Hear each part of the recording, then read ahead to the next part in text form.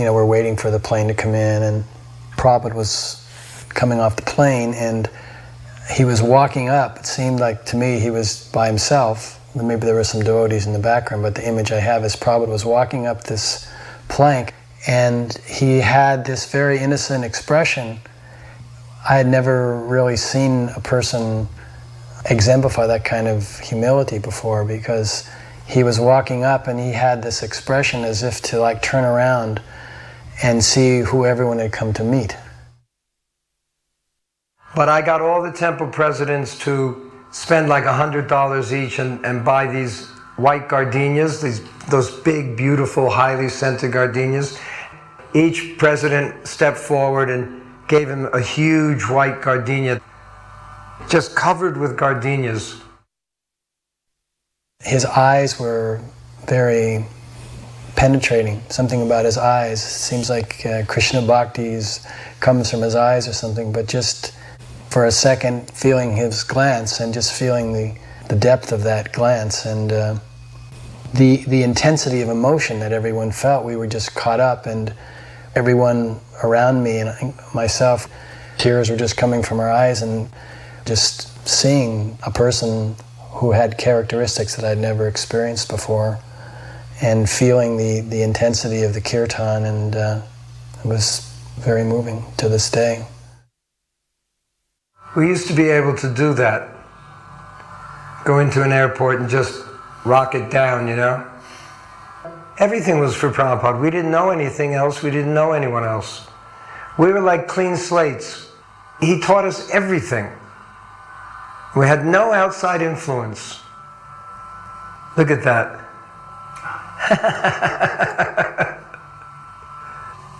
He's dancing right in the airport. Why? Because he got a wonderful welcome, and the devotees were so enthusiastic. So, you reciprocated. And the more you could do for him, the more he would reciprocate in kind.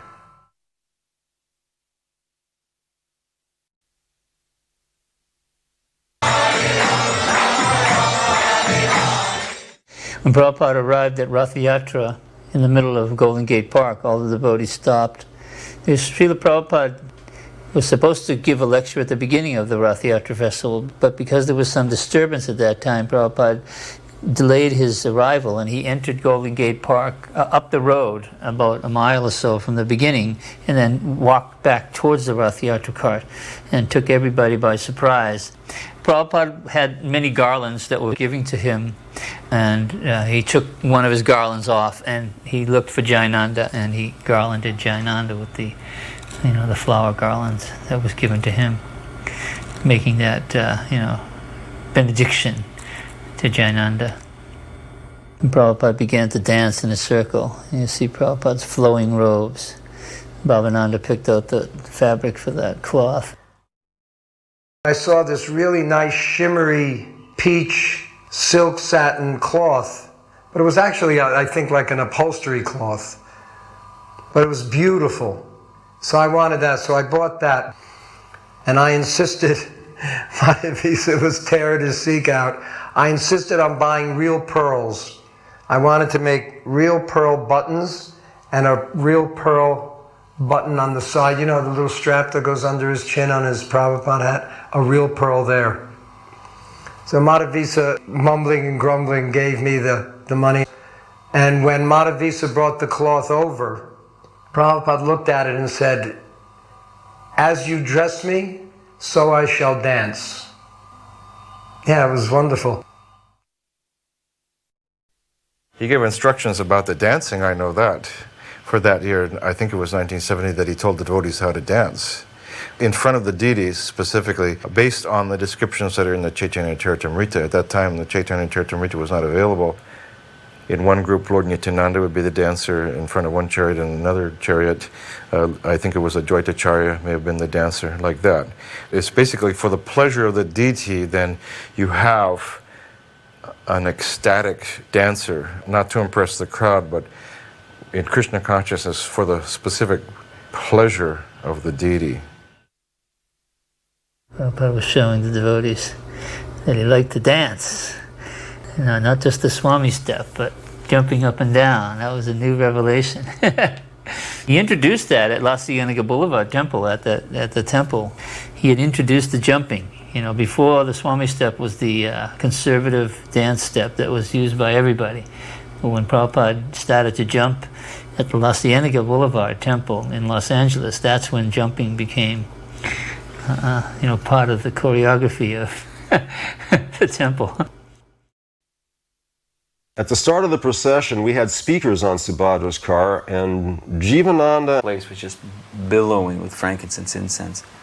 But I remember that a bunch of the Hell's Angels followed us. They sort of got their fighting spirit out of them, and they followed the carts. So when we got to the Family Dog Auditorium, Prabhupada came on the stage a little bit later. We were all inside the auditorium. And when Prabhupada came in, all the devotees bowed down. And there was something so magnanimous and also heavy about Prabhupada's presence that so many other people bowed down. It's not an unusual occurrence that people would just instinctively bow down that here's a saintly person. And I remember that it was a wood floor, and when they bowed down, there was a couple of Hell's Angels next to me, and their chains and billy clubs and everything fell out and hit the floor. And I was thinking how when all the Lord Brahmas, all bowed before Krishna and all their helmets. So I was thinking that Prabhupada in Kali Yuga, even the Hell's Angels with all their billy clubs and helmets and everything. And Prabhupada started the lecture. It was the most amazing thing because they were hippies and college students and from UC Berkeley and San Jose State, and then there were these Hell's Angels and there were Black Panthers. Just such a montage. And Prabhupada started off his lecture by saying, "My dear frustrated youth of America." When Prabhupada danced, when we had kirtan inside the Family Dog and Srila Prabhupada danced, it was like, it was very hard to even express what it was like. Everybody, the crowd went ecstatic. I mean, not just devotees, all the people there were crying in ecstasy. It was just like, a miraculous event. Prabhupada looked like he floated. It appeared that his feet weren't even touching the stage. And then after the event, we had a little apartment for Srila Prabhupada that was just off of Frederick Street where Prabhupada was staying when he came up. And we drove up there, and Prabhupada was sitting in the car, and the door was open. And I was standing there with Jayananda, and Madhavisa knelt down at Srila Prabhupada and said to Srila Prabhupada, was he pleased, with the festival? And Prabhupada grabbed Madhavisa's head and pulled it over on his lap and rubbed his head like this and said, "I loved it." And all the devotees went crazy over that. That was, it looked like Ramachandra and Hanuman. He looked just like Hanuman kneeling in front of Lord Ramachandra. So the whole thing just looked so regal. Prabhupada was so happy about the Rath Yatra festival and the success of it. He was just going on and on. He was saying, why have we done all this? Why have we put out all this energy to put on this festival? And he began to speak that this is the compassion of the Vaishnava. For the purpose of benefiting others, the Vaishnava goes to such great lengths to see to the preaching of Sri Chaitanya Mahaprabhu. He said, "This is Vaishnavism. This is Vaishnavism."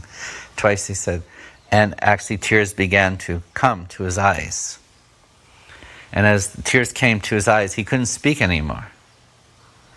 This is Vaishnavism.